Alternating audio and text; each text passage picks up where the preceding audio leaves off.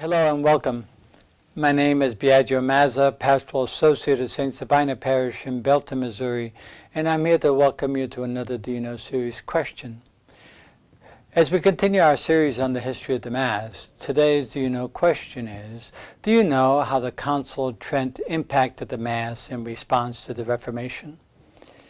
It took a long time for the Church to respond to Luther and the movements of the Reformation, so much so that much of the damage was unrepairable. There are many reasons for why the Church took a long time to respond, but eventually it did. And in 1545, it called together the Council of Trent. The Council of Trent was an attempt to respond to all these calls for reform. And it actually lasted till 1563. And it's a long time, but there were actually three main sessions for the Council of Trent, 1545 to 1547, 1551 to 1552, and then 1562 to 1563. And the reason why it took so long is because there are many interruptions to the council due to plagues, famine, politics, etc. But eventually in 1563 the council ended, and it attempted during its long time that it existed, it attempted to respond to the calls for reform in two ways. One pastorally, the pastoral issues that impacted church life, and the other doctrinally, to clarify many of the doctrines that had been challenged by the reformers. In the terms of pastoral dimension, they did pay attention to a lot of the calls for reform, especially with regards to many of the abuses that existed in the church. For example, it called for a reduction of the masses for special intentions. It called for a reduction of the number of masses the priest could say in one single day. It also, mandated for the first time seminaries for the proper training of the clergy, and also insisted that bishops had to reside in their diocese. They couldn't be absentee landlords of the diocese and so on. So many of these were pastoral reforms that the Trent actually initiated in response to the call for reforms from the reformers themselves.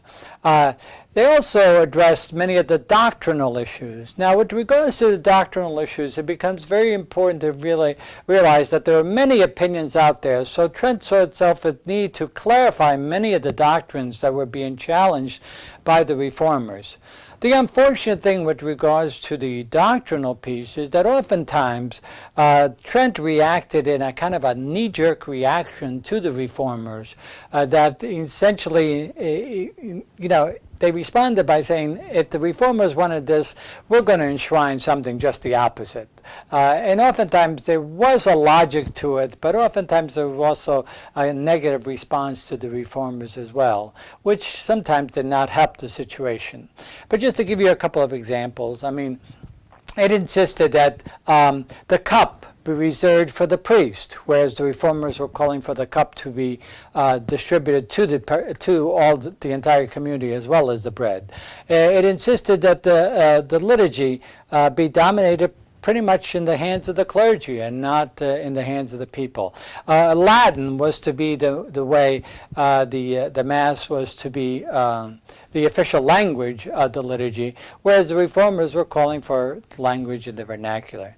And so, unfortunately, many of these changes did not help, in terms of attempting to restore unity. And rather they were negative responses to the reformers. But Trent focused primarily on the liturgy again, simply because the reformers were focused on the liturgy. So it brought in a number of changes that would impact the liturgy for centuries on. some of the changes that were brought in. First, it limited the number of particular masses that a priest could say on a particular day, as well as masses for special intentions. It reserved the cup exclusively for the priest, so that the community was not to participate in it, but is only the priest. The Mass was to be said in Latin, simply not in the vernacular as the Reformers wanted. So Latin became the official language of the Church with regards to the liturgy. They reaffirmed transubstantiation, the way the bread and wine becomes the body and blood of Christ, something that the Reformers kind of denied. They also reaffirmed the sacrificial nature of the Mass, which the Reformers also challenged and denied. They standardized the Mass, all primarily into the hands of the clergy, with the people being essentially reverent spectators, period, not much participation at all. The Missal and the Breviary were all established and reformed, but they were all in Latin and so on. The altar itself was put against the wall with the people, with the priest essentially celebrating Mass with his back to the people. There were low and high masses established with almost no participation on the part of the people. The devotions, things that people could participate in, became much more popular and much more conducive to prayer than Mass itself is. So it became even more devotions became even more popular than the Mass. And then the reform of the Missal, this time there were very clear directions in red ink, which became known as rubrics, and unfortunately these directions dominated the liturgy to such an extent that it became more a focus on the performance and the directions of how to say Mass instead of just celebrating the liturgy for what it was. So unfortunately Trent, as I said, brought a lot of clarity to the picture with regards to the doctrinal issues. Unfortunately, it kind of did not dialogue with the Reformers to respond to some of their call for reforms, and as a result kind of cemented disunity that lasted for over 400 years. And it set up a trajectory with regards to the liturgy, especially, but many other areas, but especially the liturgy, which became so focused on the ritual action without the participation of the people, that this kind of liturgy existed for over 400 years, so that the evening of the Second Vatican Council, we're still celebrating liturgy according to the Council of Trent and the Missal of the Council of Trent. And it's this kind of situation that will, over the next few centuries, we'll see other people calling for reforms of the liturgy, which ultimately will lead to Pope John the 23rd calling the Second Vatican Council in the year 1959.